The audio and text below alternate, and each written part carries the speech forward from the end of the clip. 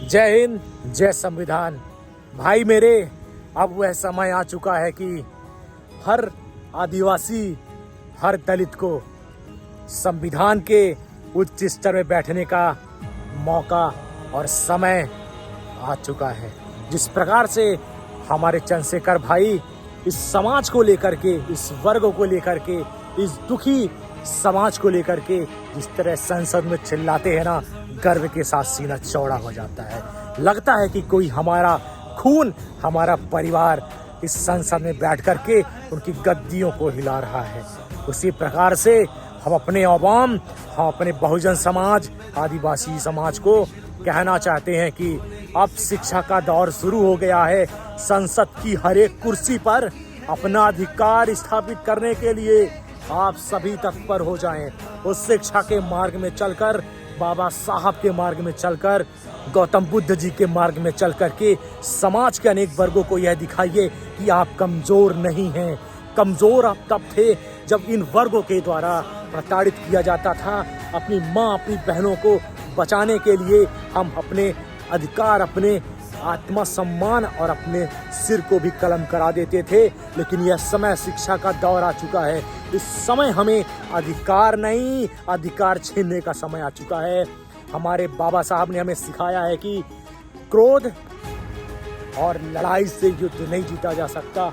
युद्ध जीता जा सकता है तो कलम की शक्ति से, और कलम की शक्ति से आज हमारे चंद्रशेखर भाई संसद में दहाड़ रहे हैं। और हमें यह संकल्प लेना चाहिए कि हम भी अपने अधिकार के लिए हर जगह दहाड़ना शुरू कर दे। वह चाहे कोई कस्बा हो, चाहे कोई गांव हो, या कोई शहर हो, या कोई सांसद हो, या कोई भी सरकारी दफ्तर हो, अपने अधिकारों के लिए लड़ाई शुरू कर दीजिए। क्योंकि हमें चाहिए कि हमें अगर ऊपर उठना है ना, तो इतना ऊपर उठें कि वह गद्दी और राजगद्दी भी हमारी होनी चाहिए।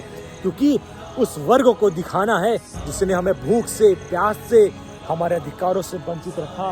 उस वर्ग को दिखाने का समय आ चुका है कि कमजोर हम नहीं, कमजोर तुम थे जो हमें दबा कर रखा। डर के मारे हमें सताया। ये डर था तुम्हें, ये तुम्हारा खुद का डर था कि कहीं ये बहुजन और आदिवासी जाग गया ना तो चीड़ फाड़ ना दे। आज वह समय आ चुका है भाइयों, चीड़ फाड़ देने का समय आ चुका है।